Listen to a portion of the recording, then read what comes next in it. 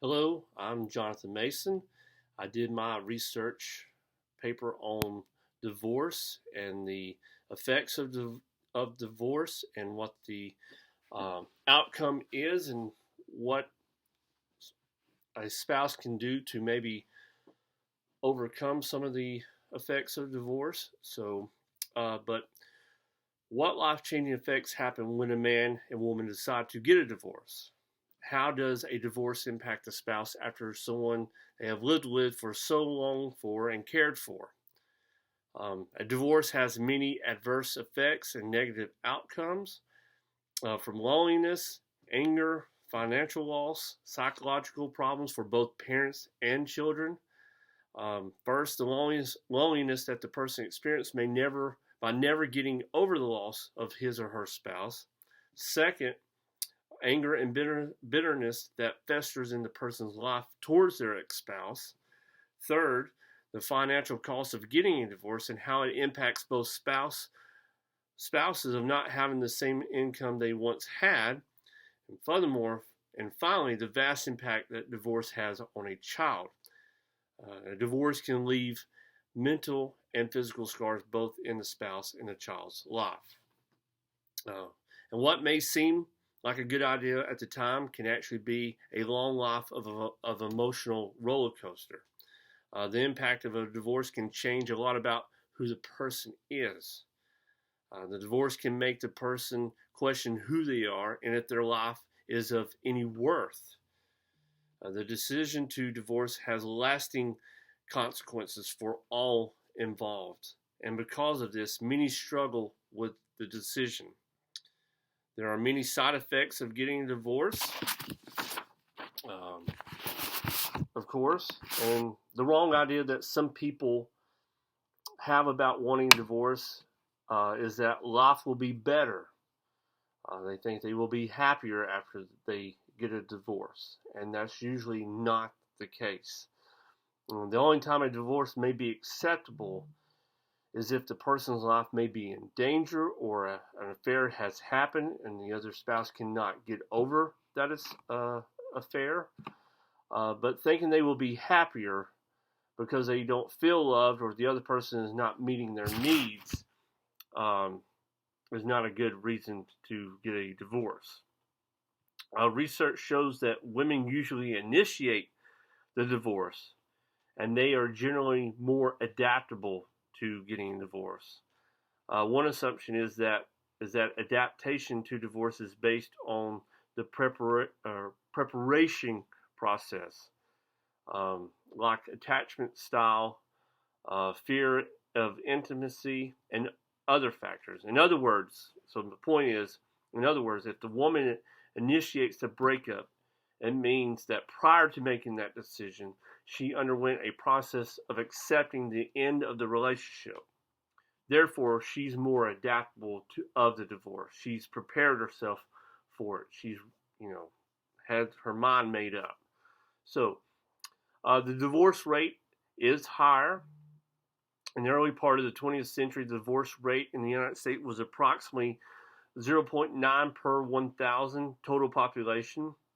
However, throughout the 20th century, the divorce rate slowly increased, then rose rapidly in the 1970s and 1980s as many states passed a no-fault divorce law.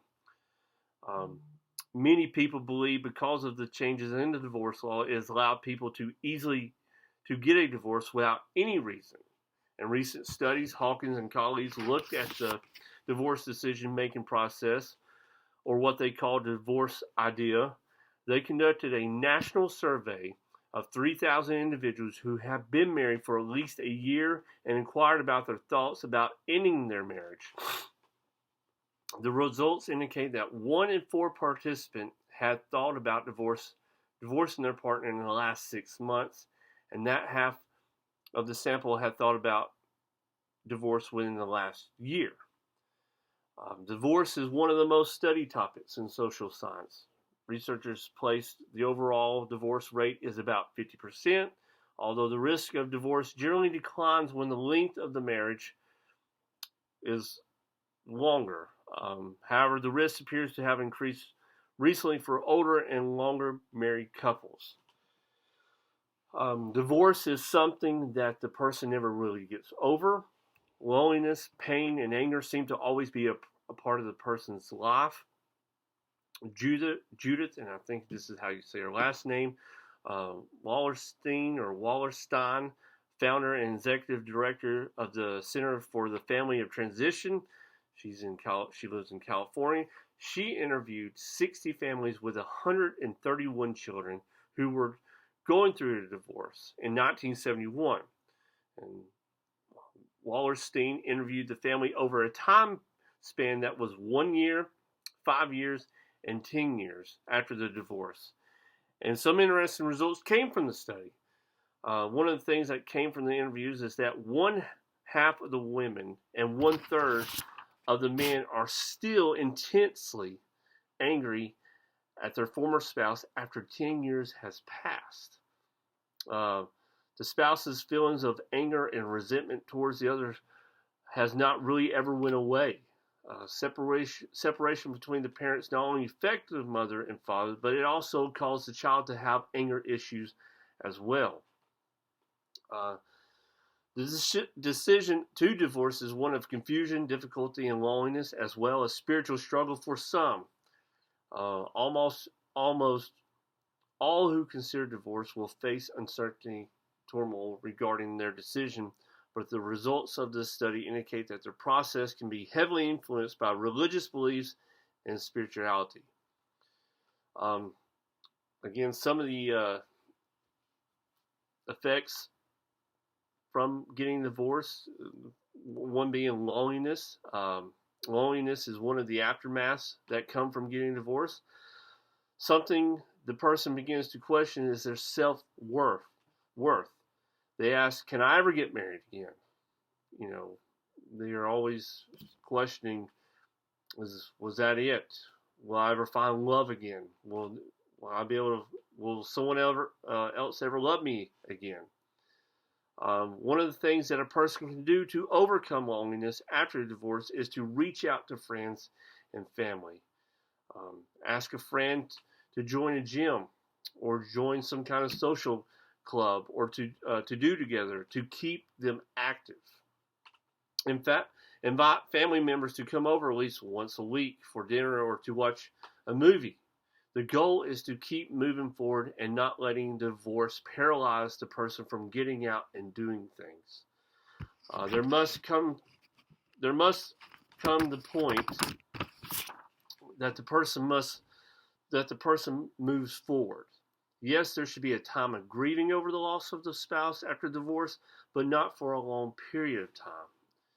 Another negative effect that comes from a divorce is the children of the spouses can suffer. Children can greatly be impacted just as much as the parents.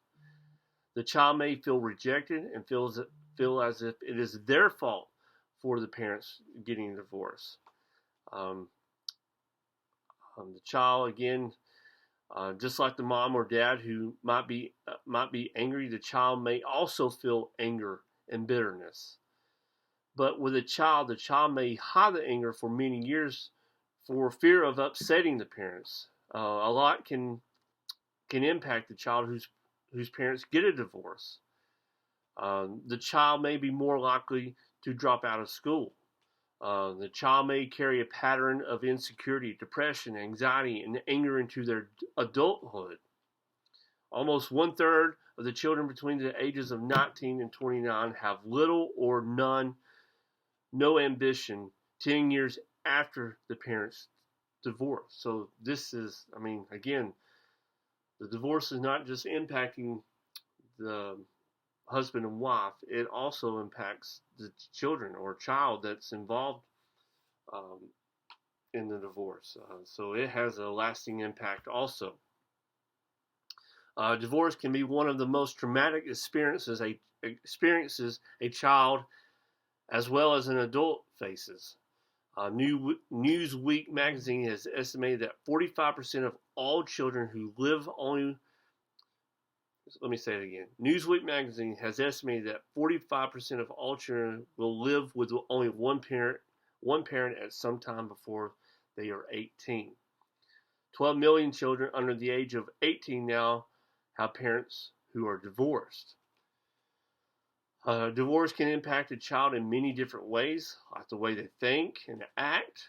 Thoughts like, will my parents ever get back together? The constant thoughts, will this happen again if my mom and dad get remarried? Just a constant whirlwind of thoughts and anxiety. Divorce changes a children's familiar and safe environment, which is part of the reason why children are usually the ones most hurt by divorce. So it's just, again, it has a huge impact on children. One of the ways to help children through a divorce is to encourage the child to share their emotions. When the child shares his or her feelings, they need to know that the parents will not be upset with them when sharing their feelings. The parents need to communicate that they are concerned about how their child feels about the divorce. But the parents need to be prepared not to get upset with the child if the child hurts the parents' feelings. Like mentioned before, children tend to think it's their fault for the parents' divorce. Parents need to ensure that it is not the child's fault. If possible, have your spouse join you in talking with the child.